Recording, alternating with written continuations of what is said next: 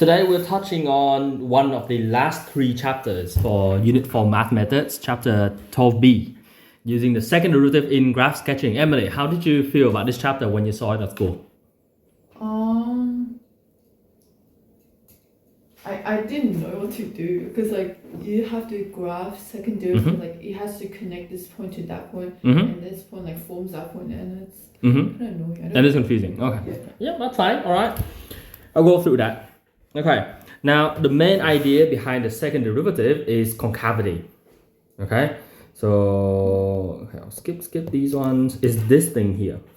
This is actually the main concept behind behind the second derivative.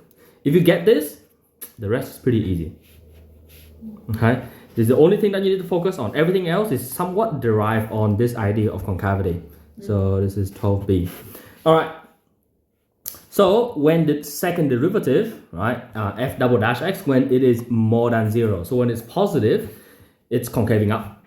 Right? When it's negative, it's concaving down. Okay, I'll give you a visual explanation of this. So let's say if the second derivative, so f double dash x, if this is positive, right?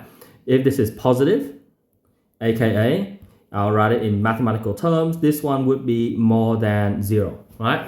If it's positive, it's concaving up. It's the same as the graph is concaving up. Okay, and what does that mean? It means that the graph is somewhat looking like this, like that. Think of it this way: if you were to draw the two arrows, it's like pointing up, right? So that's what concaving up means. Okay, and then when f double dash x is negative, right? When the sign is negative, so remember, it's not about the value. We don't care about the value so as much as the sign of the second derivative. Okay, this one will be concaving down, right? So concaving down, right? And concaving down means somewhat like this. I say somewhat is because of some special properties that you will see a bit later. But yeah, so it means that. Okay, make sense? Yeah, so second derivative is all about concavity. Now, based on that, let's see what happens. So what happens when the first derivative, so remember the gradient, right? So gradient is the same as the first derivative, f dash x. And when this is equals to 0, what does that mean? What happens when the first derivative is 0? What kind of point is it? The turning point? Yeah, the turning point, right? This is turning point. Now, there are... oh, that's right. One more thing. So before we get to this one, when the second derivative, right, is equal to 0, right? This is a change in concavity, right? Change in concavity. And change in concavity, another way of saying that is it's a point of inflection. Okay? So point of inflection is the point where the concavity changes.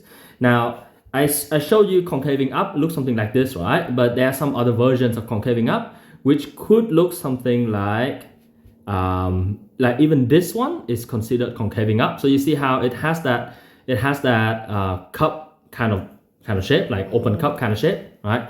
Even if it's just a section of it, the right hand side of it is still considered concaving up.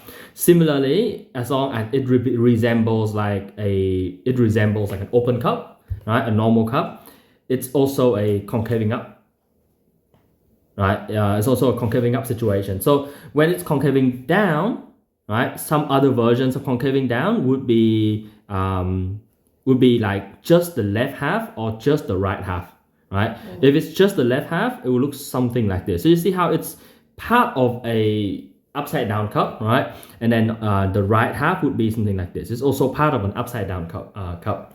Okay, so yeah, so these two are also considered concaving down as well. Now, change in concavity is something like this. So some examples would be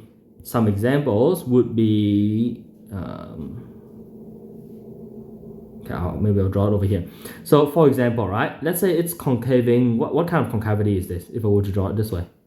Just give up. Yeah, it's concaving up. So at the point of inflection, it will concave down, which will look something like that. Oh. Does that make sense? So the region before that is concaving up. The region after that is concaving down. Oh, okay. That's what it means by a point of inflection, right? Similarly, if it's concaving down before, which is something like that, right? And after the point of inflection, it will have to concave up, okay? So these two are not stationary points of inflection. They are simply points of inflection, okay? So it changes, the concavity changes from up to down and or down to up, all right? So that's why I'm saying the most important thing is to remember second derivative as concavity, right? It represents concavity, okay? If you remember concavity, everything else flows a lot more easily. We'll see in the questions in a few seconds. Okay, so the gradient is a turning point now. Given the gradient is equal to 0, right? Given this, when the second derivative, okay, is more than 0, what kind of turning point is this?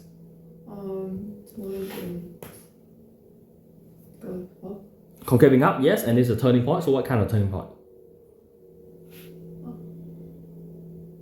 Yeah, it's a turning point, right? So I'm saying that when the condition is that the first derivative is equal to 0 and then the second derivative is more than 0, what kind of point is this? So first is a turning point, and secondly, it's concaving up. There are three types of turning points, okay? Either a minimum, right? Or a maximum, maximum, or points of stationary point of inflection, which is either this one or this one. Is it minimum? Minimum, yes, concaving up, therefore it must be a minimum. Okay, so that's how you use the second derivative to determine types of turning point. Now, similarly, if we were to put the second derivative as less than 0, right? This is concaving. Down. Concave down, yep. So if it's concaving down, then it has to look something like that, which means, and it's also a stationary point, which means it will be a maximum. Okay, and then when the second derivative is also equals to 0, then it will be one of those stationary point of inflection, SPOI. Okay, so it's either this version or this version here. So note that points of inflection is a bit different from stationary points of inflection. Yeah, point of inflection means that the concavity changes, but at that point the gradient is not 0. You see, it's not 0. If it's a stationary, the gradient is 0 at that point. Yeah, so that's the difference between a normal point of inflection and a stationary point of inflection. Stationary means gradient equals 0. Okay, for all stationary points. All right, so that's the summary for the types of stationary points. Okay, now let's have a look at an example. Okay, I'll get this example here. For each of the following functions, find the coordinates of the points of inflection of the curve and state the interval where it's concaving up. Concaving up means what? What is the sign of the? That is the minimum. Not quite. Concaving up. Minimum is a stationary point. When you say minimum, it's a local minimum. It's a stationary point. But this one may not be a stationary point, right? Yes, so at the point of inflection, so I'll show you, go back to this one here. So note that at the point of inflection, right, which is that point here, right, it's a change in concavity. So before that, if it's concaving up, if f double dash, right, is more than 0, then after that, f double dash must be less than 0, right? Because it changes from concaving up to concaving down, and vice versa for this one. If this one, f double dash is, this is concaving down, so less than 0, then after that, it must be more than 0, right? Before and after the point of inflection. So what can we tell by that? Let's have a look. For each of the following, find the coordinates of the points of inflection. Just means you derive it twice. So let's say question A, f dash would be 3x squared, f double dash would be 6x. All right. Now we're trying to find point of inflection. Point of inflection, therefore the second derivative is equals to 0. All right, so you said 0 equals to 6x, therefore 0 equals x. Okay, so now we know that at x equals to 0, right? At x equals to 0 on the x-axis, if you sub that into the y, you just get 0. So let's just say 0, 0, all right, is the point here. Now, is it this one or is it this one? How do we know? How do we know whether it's concaving down first then up or up first then down? How do we know? What do you think, Emily? Do you change the x value? Yes, you change the x value. Now give me an x value to use. Like 1 and -1? Yes, now you don't actually need both of them, right? Use an x value. Let's say x equals to 1, right? Let's find f double dash at 1. So that would be 6 times 1, which is 6. What does that tell me? It concaves up. Before or after? After, right? Yeah, because at 1, the second derivative is positive, right? So at 1, the second derivative is positive, which means it's concaving up at 1, right? And at 0 is the point of inflection, so it will concave up after and concave down before. In fact, this is a stationary point of inflection as well, because when you sub the first derivative equals to 0, you get x equals to 0, right? Which means that the point 0, 0 is both the x-intercept, the y-intercept, the stationary point, and the point of inflection. So it's the origin in this graph is both is also the stationary point of inflection. Okay. Yeah. And if you can find, like when you're sketching, right, if you can find all the stationary points and find out the nature by using the second derivative and find the point of inflection, you can literally graph almost everything. Okay. There are a few graphs that are a little bit tricky, but I'll get to that in a second. So that's question A. Question B, quite similar. It's just reflected. So okay, I'll quickly go through that. So f dash would be negative 3x squared. F double dash would be negative 6x. Okay, sub this equals to 0. We get the same point. 0 equals to x. Right, so this is the point, and then y would also be equals to f of 0, which is also 0. Okay, so again we get the origin as the point of inflection, and when you solve f dash equals to 0, you also get x equals to 0, which means it's the same thing again. The main origin, so that's x, that's y. The main origin is the stationary point. Right, it's stationary point of inflection. Okay, now is it this and that, or is it the other way? Well, we test another point again. So let's test 1. F double dash at 1 would be negative 6 times 1, which is negative 6, which is less than 0, which is concave down. Right, so it's concave down at 1 means it will be like that, and before that it has to concave up first. So it looks like that.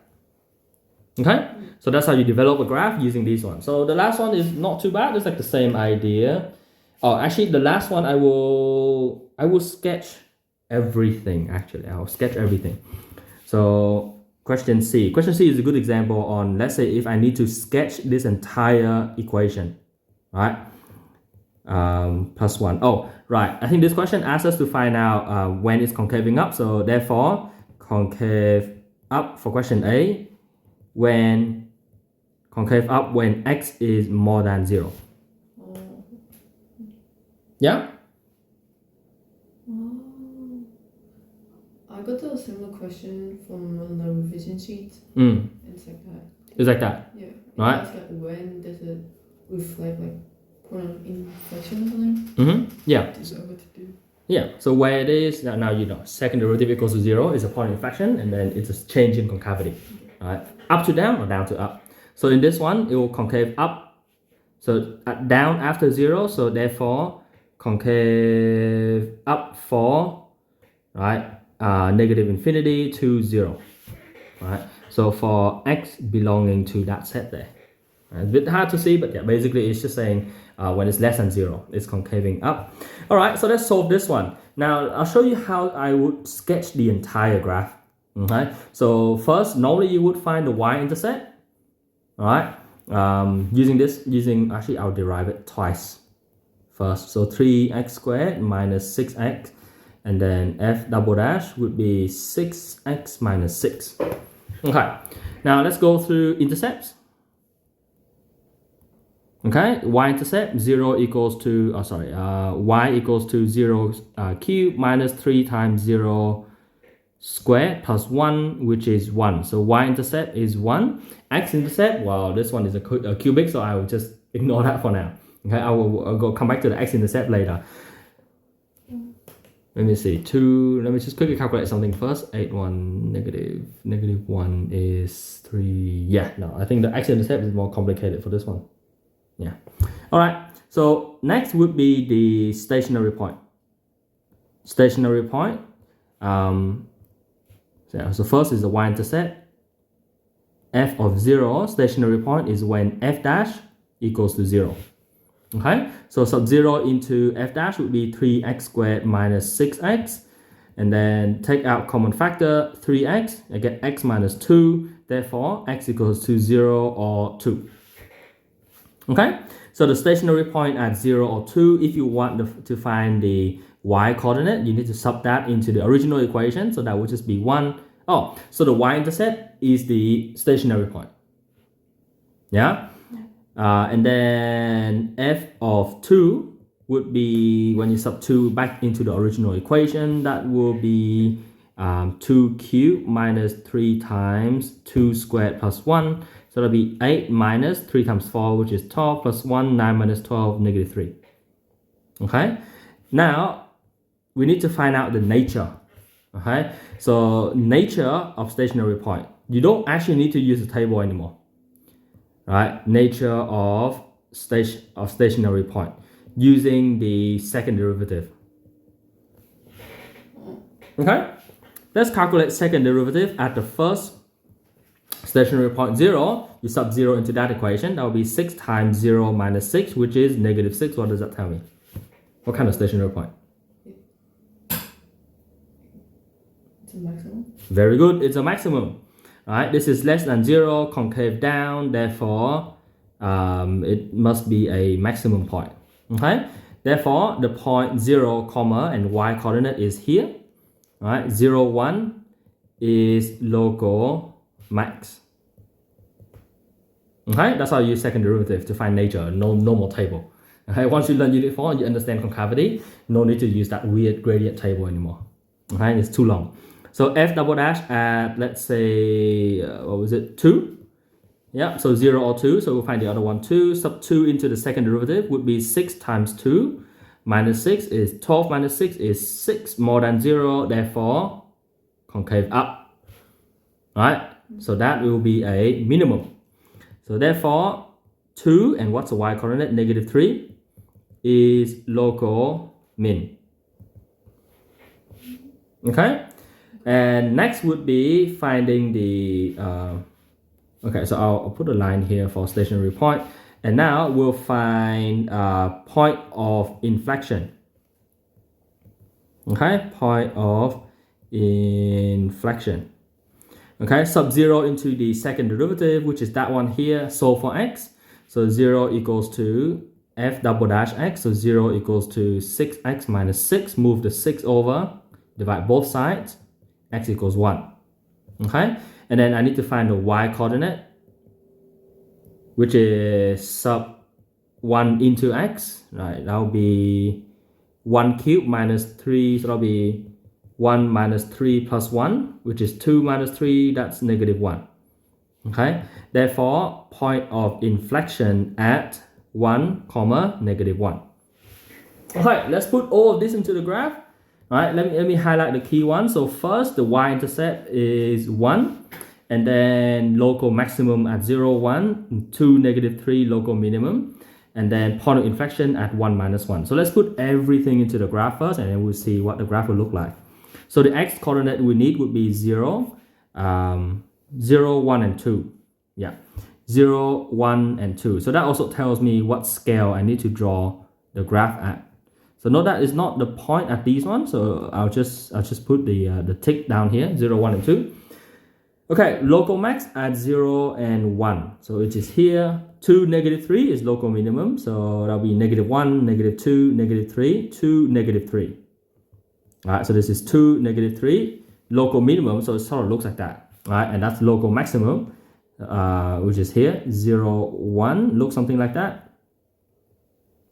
Right, just roughly. Right, normally you don't draw that part first, but I'm just putting it in so you can visualize how the graph will look like. And then point of inflection, 1, minus 1. X is 1, Y is minus 1. So I'll put these points in here. So this is the point of inflection.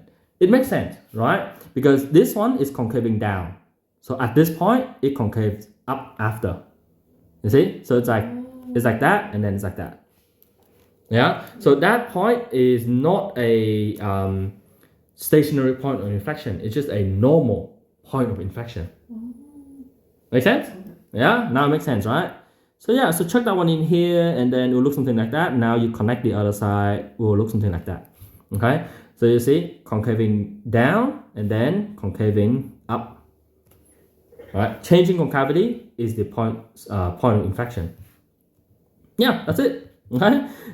So this is 1, minus 1. Put all these points in. So now you just need to continue drawing these ones. So as you can see, the x-intercept is not so straightforward, so I'm not going to solve it with this one here. Oh, it's 3. Okay. I don't think it's 3. I think it's like some weird answer. Yeah, I think it's some weird answer. I don't think it's 3. Is it 3? Hang on, let me see. 3 cubed minus 3. No, it's not 3. It's like a little bit less than 3. It's 2 point something. Oh. Yeah, strange answer. I'm not going to go through it. Okay? So yes, so okay, just recap on this example here. Normally, I like to find y-intercept is easy, right? Just sub x 0 into x, that's easy. And then you normally have to find all of the turning points, right? By subbing 0 and then find the x coordinate, and then you need to find the y coordinate and the nature. Note that the nature, you can use the second derivative to find the nature of stationary points, all right? Because you can rely on the new knowledge in Unit 4 about concavity, and that would make things a lot easier to determine what kind of point it is. You don't have to calculate multiple gradient before, after, and make that table and all that stuff, okay? Just use concavity, and then you can determine the nature straight away. Right? It will actually be a lot shorter to write as well. And then point of inflection. So even if you don't have the point of inflection, it generally is okay. But in this question, you do need that because the question asks you to find at which point the graph is concaving up. So therefore, right? Therefore, concave up when? Right. What's the domain? When x is what? 1 and negative 1. Oh, 1. What? X equals 1? When x equals to 1, it's a point of inflection. Equals 2. Equals 2? Just 1 point? 2 and negative 3. 2 and negative 3? That's the local minimum. It goes up. Yes, but it's also going up here. So it's starting to go 1 and negative 1. Okay, what's the range of values for x where the whole graph is concaving up? When x more than 1. Yes, when x is more than 1. This whole region, the graph is concaving up. Yeah, the graph can be going down, but the concavity is up, yeah? So that is still concaving up, right? Because it's like half of a like normal cup, right? It's half of a full concaving up situation, so it's still concaving up, right? And that's why the answer to this one would be when x is more than 1. Okay, so these are the more advanced questions in Unit 4 in terms of concavity. It's not the hardest ones yet though. The harder ones will come a bit later. So understanding concavity will just help you find some of the other application questions a little bit easier, but the optimization problems are the hardest ones in terms of derivative that you will ever see in math methods. Okay, which is chapter 12D. So most likely won't get to that this week, but I think it will be next week because you guys will need to spend a lot of time working on those questions. But yeah, so this is the most important example for me to explain the idea of second derivative.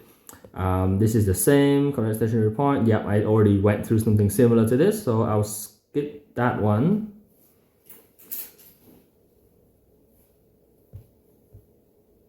Oh, okay. Actually, this example, I'll use this one to go through sketching.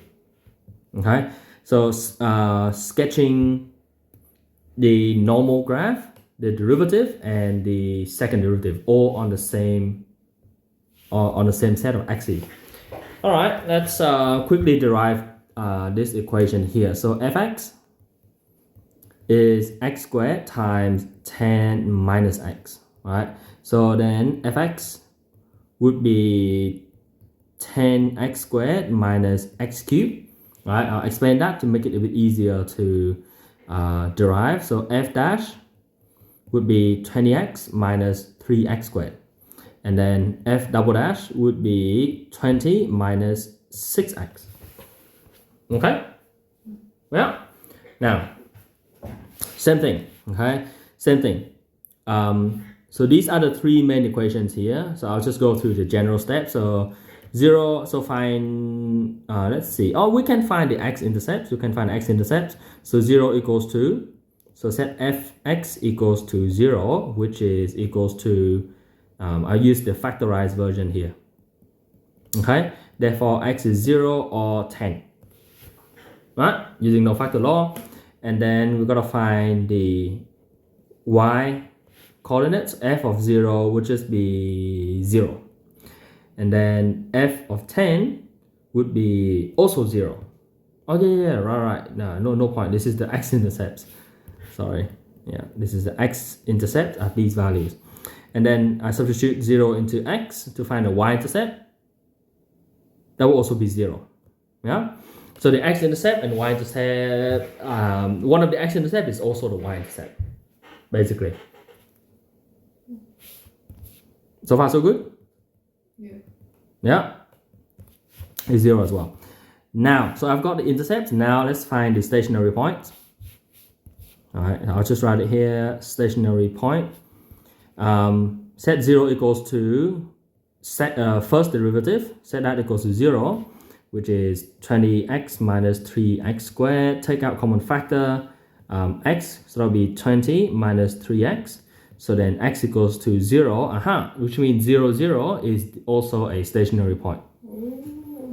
All right, and then if I were to solve this one, that would be 20 over 3. Okay? Now, these are stationary points, so I need to find the y coordinate. Alright, sub 0, at x equals to 0, f0 is just 0, we did that before. And when x is 20 over 3, let's sub that in. So that would be, I'll use a factorized version. It's normally a bit easier to calculate these values. So that would be 20 over 3 squared times 10 minus 20 over 3. Okay. The trick is sometimes during this question, you don't actually work out the power first. Let's see what this one is like. All right, so 3 times 10 is 30, minus 20 is times by 10 over 3. There's not much you can do about it. So yeah, that'll be 400 times 10 is 4,000. That's a big number. Yeah, it is 4,000 over 27. Okay, and then we find nature. Okay, same thing, nature, f double dash add 0, which would be this thing, sub 0 into that thing. 20 minus 0 is 20. Right, which is more than 0, therefore concaving up, therefore local minimum. Therefore, local minimum at 0, 0. Okay, and that's one of our main things that we need to use to sketch it later. Next is second derivative at the other point. All right, so that would be 20 minus 6 times 20 over 3. Cancel 6 and 3, that'll be 2, so that'll be 20 minus 2 times 20, which is 40. Negative 20, less than 0, concave down. Therefore, local minimum, local maximum. Local maximum at x is 20 over 3 and y is 4,000 over 27. Okay, so yeah, as you can see, the steps are quite standard, right, for polynomial equations. Okay, so that's the nature, and then we'll do points of inflection. All right, so next would be point of inflection. Set the second derivative, which is, I think, 20 minus 6x, yeah. 20 minus 6x. Actually, I'll write that first. Second derivative is equals to 0, which is 20 minus 6x. Move 6 over, divide by 6. So x will be 20 over 6, which is 10 over 3. Okay, and then calculate the y coordinate. F at 10 over 3 would be, let's see, where's the f? X squared 10 minus x, so that will be 10 over 3, and then 10 minus 10 over 3. So that one squared. So that'll be 100 over 9 times by 20 over 3, which is 2000 over 27. Okay, and this is the point of inflection. Point of inflection at 10 over 3, comma 2000 over 27. Okay, make sense?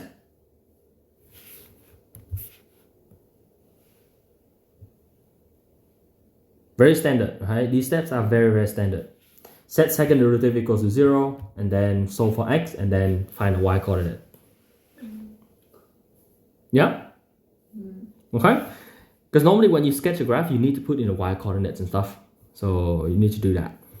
Okay, now let's sketch the main graph. So let's see. Local max at 20 over 3 is about 6.6. And 10 over 3 is about 3.3. So we need up to about 6 and then 0. Okay, which means we get x equals to 0. And then let's say this is 10 over 3. Then that means this one will be 20 over 3. It's just roughly. All right, 20 over 3 is twice between 0 and 10 over 3. All right, because it's 2 times 10 over 3. So generally, I'll use these points. So 0, 0 is the first point. 10 over 3 and what was it? 10 over 3 is the point inflection. Yep. And 20 over 3, 4,000 over 27. Now, if I were to say that this one is 4,000 over 27, then this one will be 2,000 over 27. It's halfway between 0 and 4,000 over 27. Okay, so I'm looking at these two numbers here, that one and this one. Okay, so one number is just half of the other one. Yeah, you need a bit of reasoning at this level. All right, so let's see, local minimum at 0, 0. So this will be a local minimum, something like that. Local maximum at this one here, and then point inflection over here. Okay, so I'll draw local maximum and then change in concavity to the local minimum, and after that it comes up, and this one will come down. Where is the point where we'll meet? It will be about 10. Okay, so this is roughly 6 point something, so 6, 7, 8, 9, 10. It makes sense. So it will cut around here, right? So that is the other x-intercept. Okay, make sense? Yeah. Yeah. Now, if you were to sketch the other graph, so that's the main graph, right? That's the main fx. If you were to sketch another graph, so let's say the this one is a quadratic, right? The main one is a cubic, which means that the first derivative is a quadratic. It reduces the power by 1, and we already solved when this is equals to 0. So let's sketch f dash. Okay, if we're sketching f dash, let's see, when it is equals to 0, x equals to 0 or 20 over 3. So so that one would have, I'll draw that in blue. So that one will have to cut through this and that. Right, so it has the x-intercept of the first derivative at 0 and 20 over 3. Does it make sense? It's based off of this information here. Right?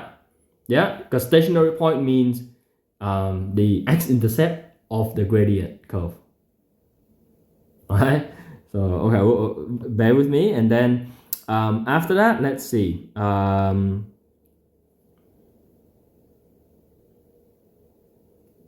Okay.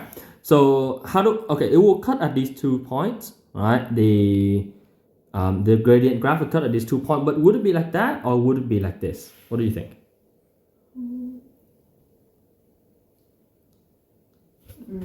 Right? Would it be concave? Would the derivative graph be concaving up, or like smiley face, or a sad face parabola?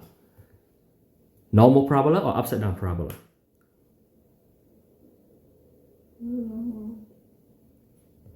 Hint, this is the equation of the derivative. It will go down. Yes, it's an upside down because it's negative x squared, right? So it's a parabola, but it will go upside down, okay? And upside down at which point? At which point is the maximum? The point of inflection. At the point of inflection, correct. Okay, and if you were to sketch that graph, you have to put this value technically into this one here and calculate what it is. I'm not sure if you'll be asked to even like. No, I don't think you'll be asked to find those values, but roughly, yes, around the x value where it's the point of inflection, it is the turning point of the gradient. Yeah, because the second derivative is the gradient of the gradient. Yeah, okay. So it's a little bit strange, but so it's the gradient of the gradient. It's when the second derivative is equal to 0, that means the first derivative has a turning point at that point there. Does it not touch the point of inflection? No, whether it touches or not, you can't really determine that. Oh, so it doesn't matter. It doesn't really matter. Normally, you need to calculate what the y value is. Okay, and if you were to calculate that, you need to remember this is the f dash, yeah? So that one would be f dash of 10 over 3. Right, so you sub 10 over 3 into the f dash equation. I'll quickly work that out. So 10 times 10 over 3 minus 3 times 10 over 3, everything squared. Take out the common factor x, which is 10 over 3. We 20 minus 3 times 10 over 3, which is 10. Oh, that'll be easier. 100 over 3. Okay, so 100 over 3 is, well, you got to convert that to over 27. So times that by 9, times by 9 is 900 over 27. So it's lower than 2000. Right, so that point technically is 900. So this is 10 over 3 and 900 over 27. Right, so it's lower than 2000. It's like about halfway, a bit lower than halfway. Okay, so as long as you show that is a turning point of the first derivative at that point is good enough. So if you were to sketch only, let's say only the first derivative, right? You only need to sketch this. You only need to show it cuts through this, and then the turning point is at 10 over 3, and then at 20 over 3 it cuts through the x-axis again. This is the f dash x. Yeah. So as long as you show this, it's generally good enough. And if you can calculate this one, then this one would be 900 over 27 or 100 over 3. Right? You may not even need to know roughly where it is. Okay? So if you were to sketch, normally you only need to sketch f dash. You don't normally have to sketch all of them in one. Normally the sketch all of them in one is only good for practice purposes. It's too long for the exam. Okay? Anyway, f now. Second derivative, f double dash, this is just a straight line. Is it a straight line that goes up or goes down? It goes down. It goes down, yes. Why? Because it has a negative to it. Correct, because it's a negative coefficient of x. Okay, so it's a going down. And we already calculated when it meets 0. So f double dash at 0 is, when x is 0, it's 20. Right? So 20 is like, let me see. 100 over 3, 30 something. So 20 is like around here, I think. Yeah, and when it is equal to 0, the x coordinate, when the, f double dash is 0, the x coordinate is 10 over 3, which means it will go from here. I draw it using this line, go from here, and then it will go to 0 at 10 over 3 here. Yeah? Does it make sense? So I'm pretty sure this is the one that you would struggle with when trying to do these questions at school, right? Yeah. Seeing where the line goes where and stuff like that. But normally you don't get asked to sketch all on the one. It would be easier if you sketch each of them separately first. So only, right? Let's say you sketch only f double dash, okay? And information will be like something like this. When you sub 0 into f double dash, so it's lucky in this case we already sub that in when we found the nature, so that'll be 20.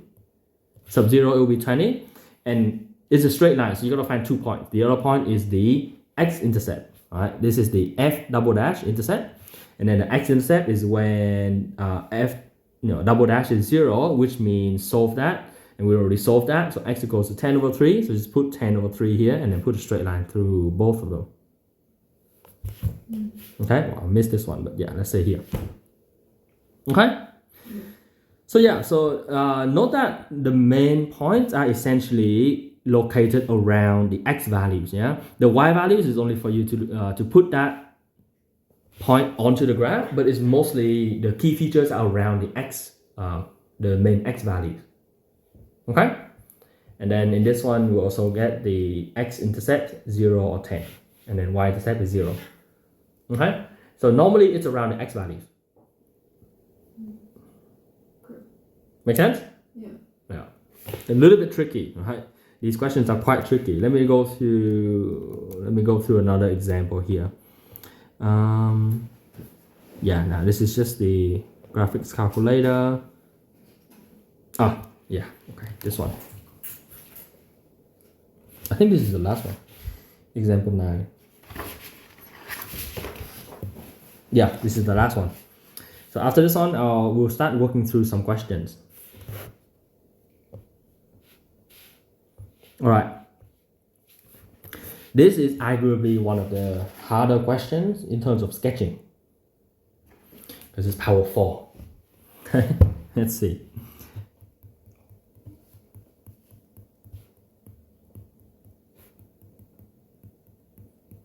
Emily, give me the first derivative.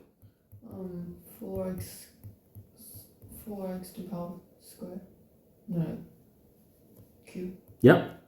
Minus 24x square. Mm-hmm. And plus 18x. 18x? Oh, sorry. 32x. 32x? 36. Yes, 2 chances. Alright. Alright. And that one's 12x square. Mm-hmm. Minus 48x. And then plus 36. Okay. Alright. So again, y-intercept easiest. Equals? 4. 4. Yeah, good. Yeah, so y-intercept is just 4. Alright. And now we find the stationary point. Using this one. What's next?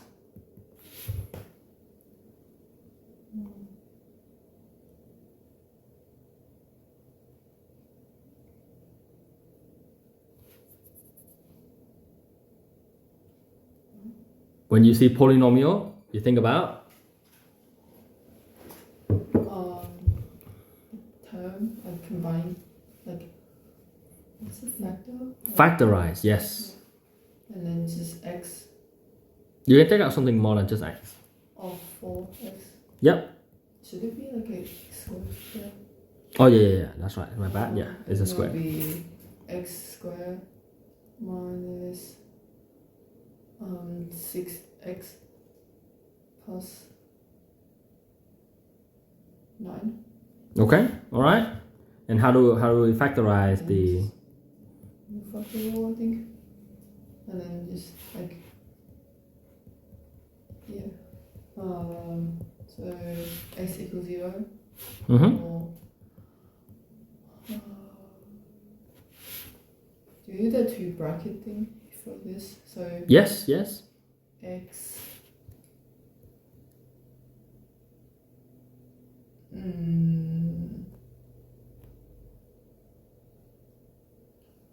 minus 3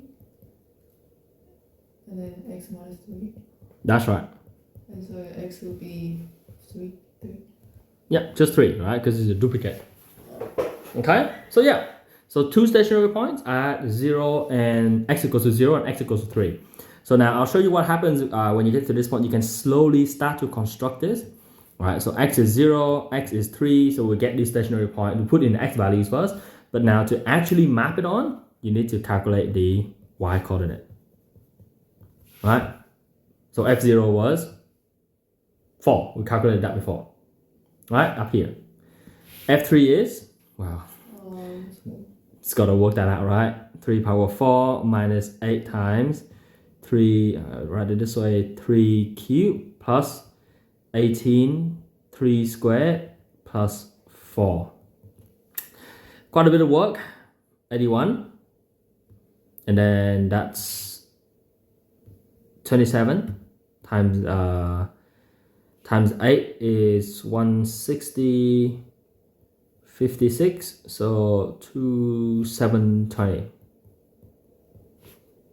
Plus 9 times 18, 18 by 9 was 90 plus 72. Wait, hang on. 82, no, sorry, my bad. So 27 times 8 is 160 plus 56. Yeah, should be this one here. So that'll be 216. Yeah, my bad. It's not 720. 216. And then 18 by 9 is 90 plus 72, which is 162 plus 4.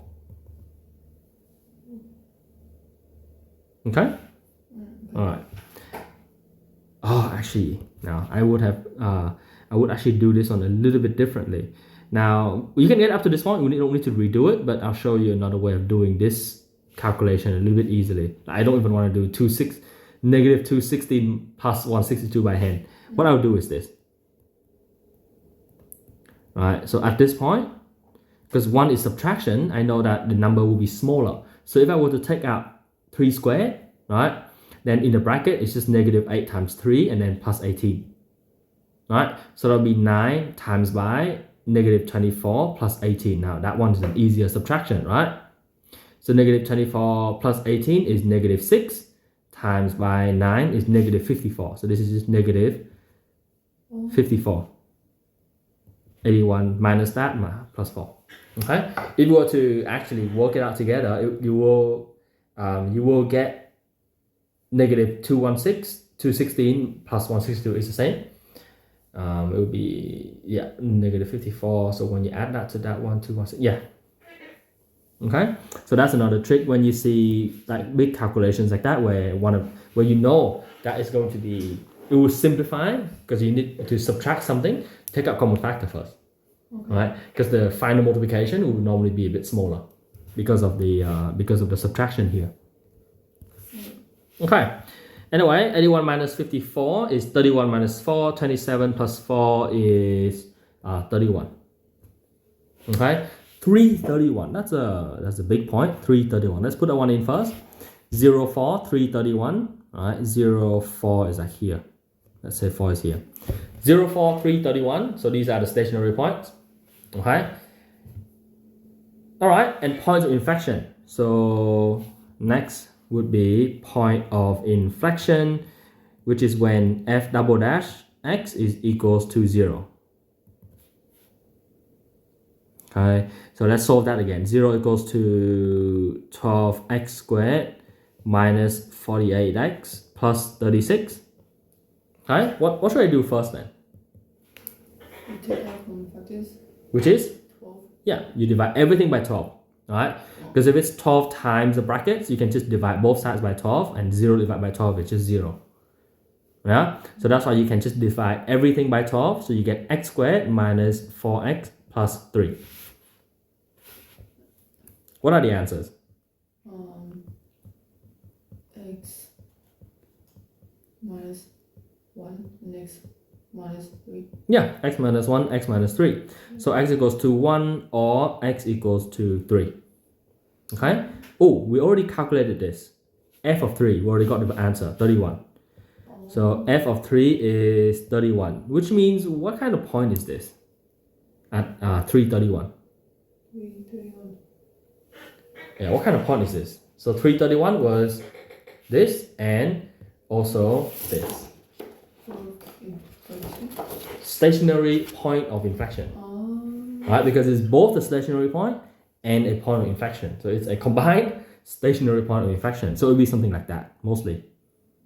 Right? Not like that, but like that. It will not be like that, because if it's like that, it can't cut through this point here. Right? So it has to come down first, and then, which means that after that it has to come up, and it's also a stationary point. So the gradient is 0 at at that point. Okay, so it looks something like that. So now that's what I can say so far. Okay, so x equals to 1, well, we've got to calculate the y coordinate. So f of 1 would be sub 1 into this equation here. So that'll be 1 minus 8 times 1 is 8 plus 18 plus 4. So that will be 1 minus 8 plus 18 plus 4. I go minus 8 plus 18 first, which is 10. So that's 15. Okay, 115. 115 and 331. So these are the point of inflection. Okay, 115. Now let's put that in. 1 is, let's say 3, 2, 1. 1 is here. 15 is kind of halfway between 0 and 31. So that's roughly around here. Okay, now that means I need to connect this with the stationary point, with the point of inflection over here. So it will be like that, right? And then it changes in concavity. And here it would be a minimum at this point, right? Local minimum, and after that it comes up. Okay, yeah, that's it. That's all of the points that you need. Locating stationary points and the point of inflection. Okay, make sense? Yeah. All right. That was like a whole hour, almost a whole hour of me just going through the examples. But I think I covered everything from 12B. Okay, so I think the second half I'll most likely let you work on the questions. Yeah, I think maybe I'll do one chapter at a time. These chapter from 12 is quite difficult, so we'll go through one chapter per lesson. I'll focus more on letting you guys work on the questions first before moving on to the next chapter. Okay. Before you start doing all the questions intensely, I'll show you 1A. Okay. All right. Let's have a look. So let me just crop everything out. Let's just leave 1A here, and then you can try the other questions. All right, 1A. Let's deconstruct this. So there's this one, and then this one. And they're both at the x equals A, right? Around the point A. All right, what does that mean here? That it's the derivative is more than 0. Correct, which means? It concaves up.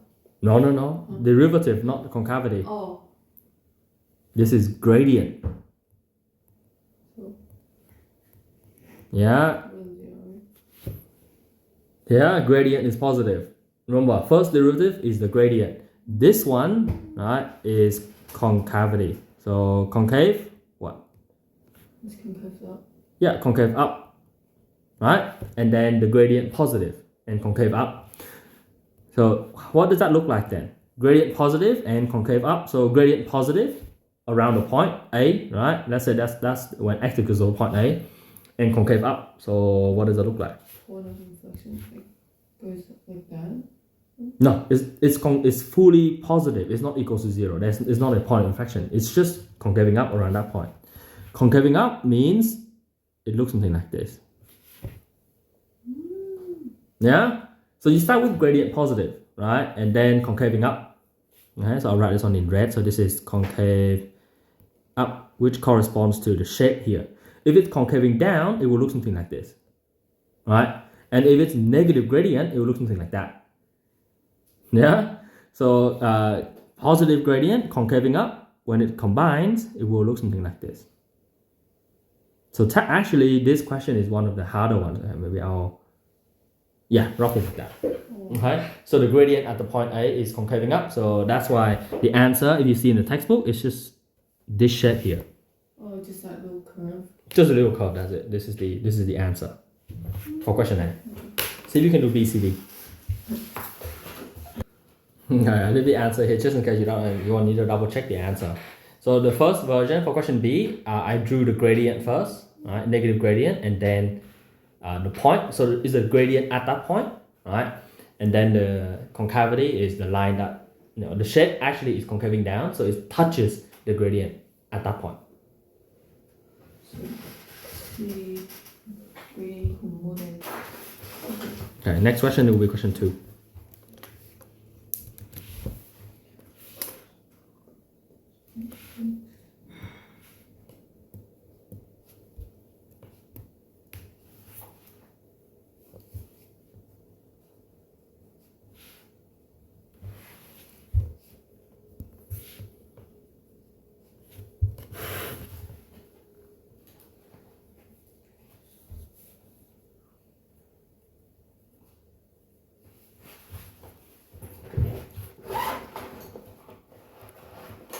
So the first thing is to find x-intercept. No, actually, if you're only asked to find where the curve is concaving up, you only need to find second derivative and the point of inflection, and then find like which region it is concaving up. Okay. Right? By substituting choose a value and sub into the second derivative.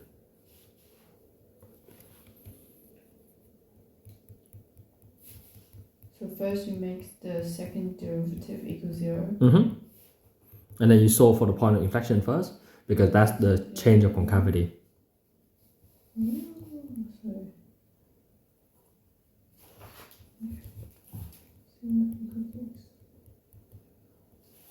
and now I'm going to find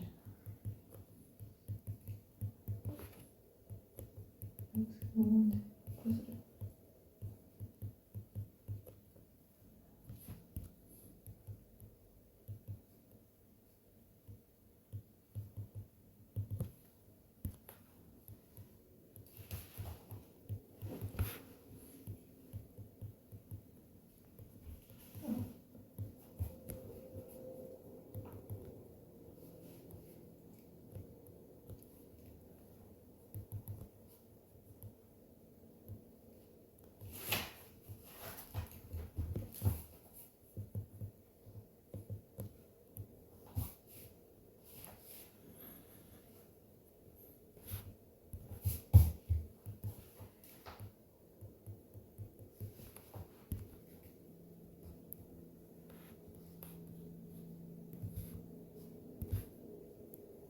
Alright, Emily, that's all of the working you need for question A.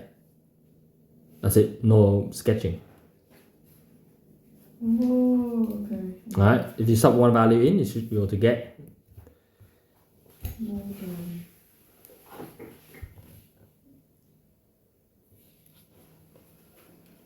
what is here?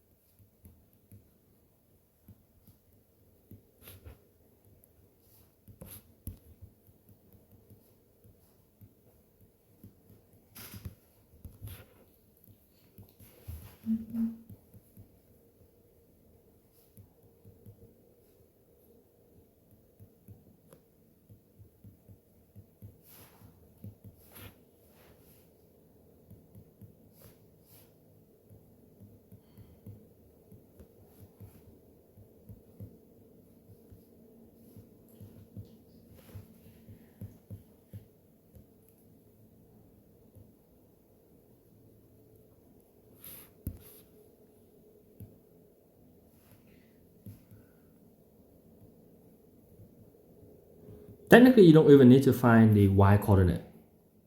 Oh. Yeah, it's optional because they only ask for the intervals. Oh, actually, no, they do ask for coordinates of the points of inflection. Never mind, you do need to state the coordinates. So like the coordinate when the point of inflection? Yeah, when x is a point of inflection. So you sub the x value back into the original function.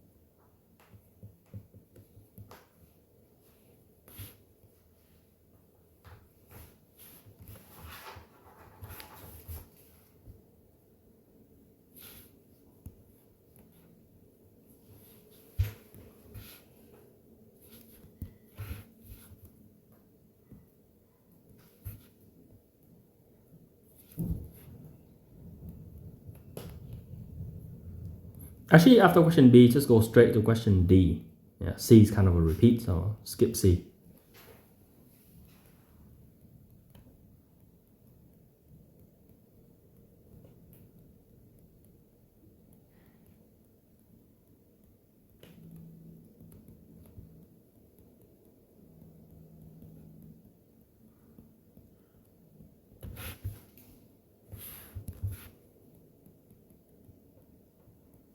For question B,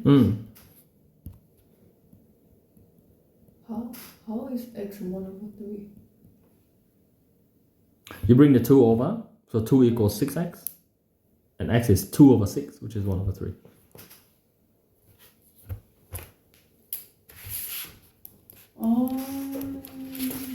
You got 3, right? No, I got it. Oh.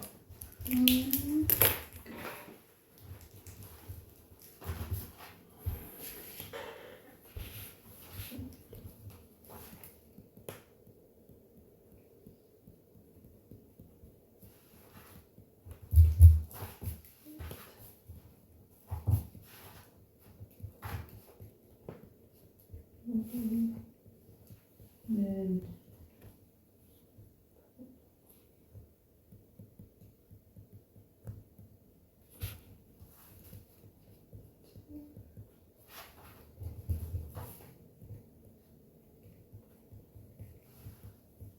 and then you put the 1/3 back to the original equation. Yeah.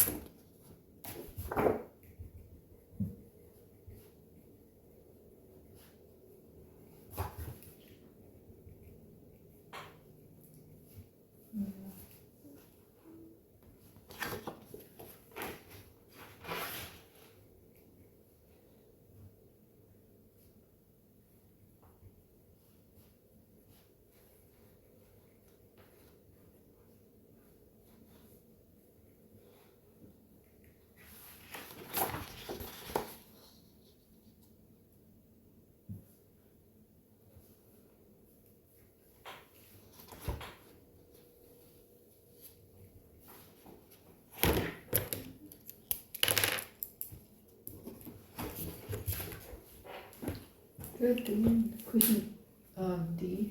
2D is a strange one.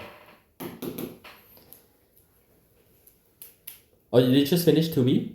No, D. 2D? Did you get this answer? X less than 0 or x more than half?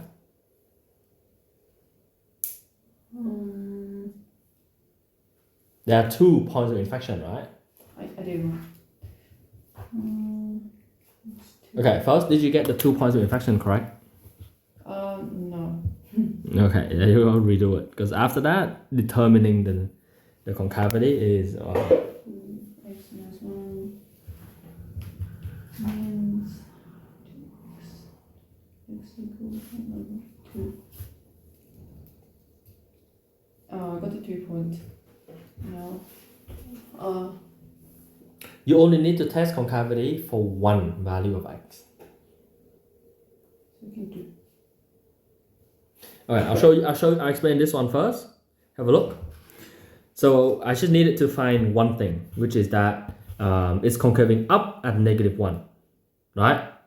And then I split the graph into 3 regions. The first region is the red region here, right? This region is less than 0, and then this is between 0 and a half, and then the last one is 1/2 and above. Okay? If it's concaving up here, that means it must be down here.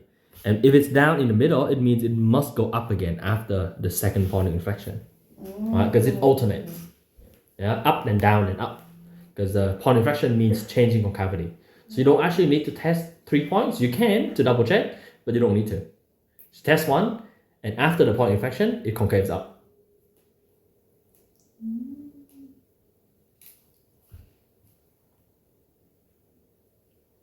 Let's see if you can reproduce this.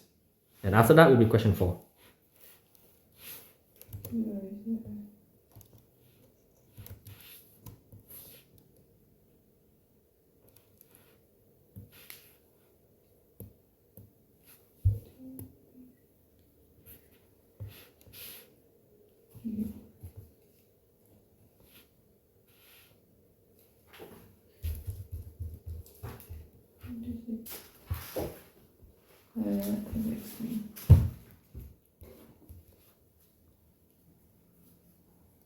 So question 4 doesn't need any sketching. It's just purely calculation only.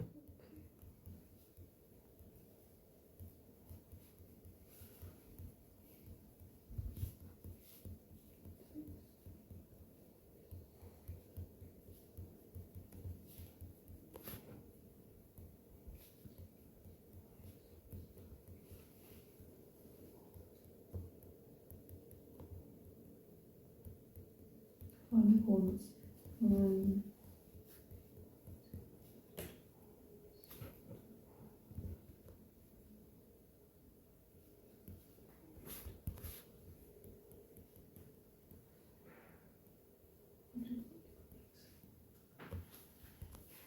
You concaves down.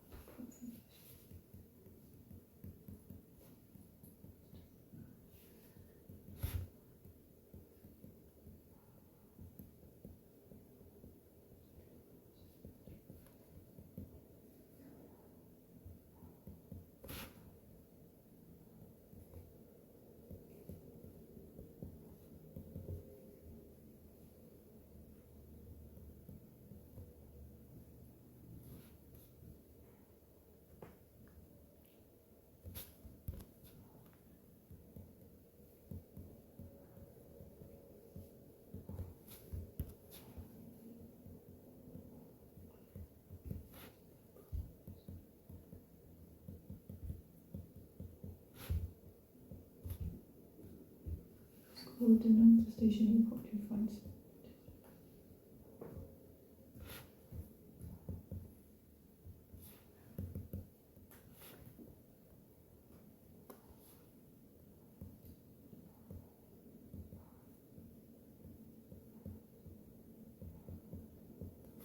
Is the nature of a graph like positive and negative? Nature of stationary point is either minimum, maximum, or stationary point of inflection.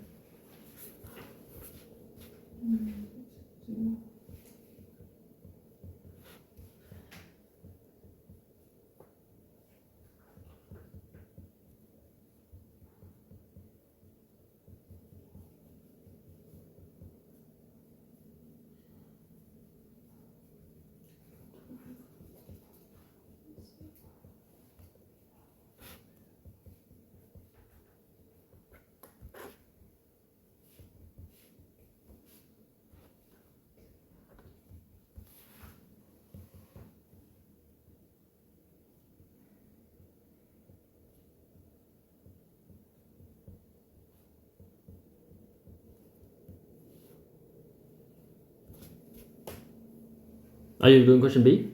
Yeah. Did you find the y coordinates of the stationary points? Isn't it when x equals 0?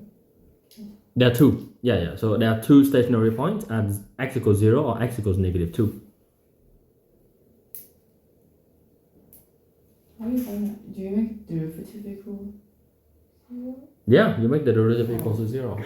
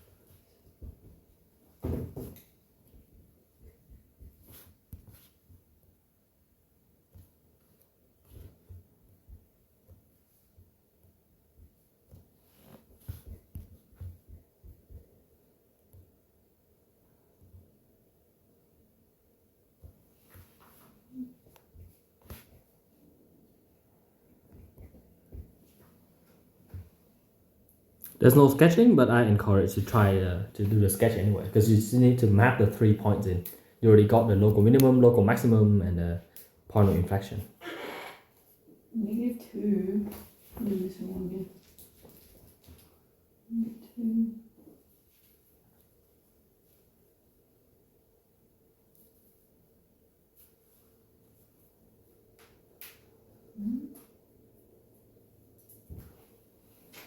Can I see how you get the... Okay, just for whoever listening to the recording, I will end the first half here. The second half will just be more questions.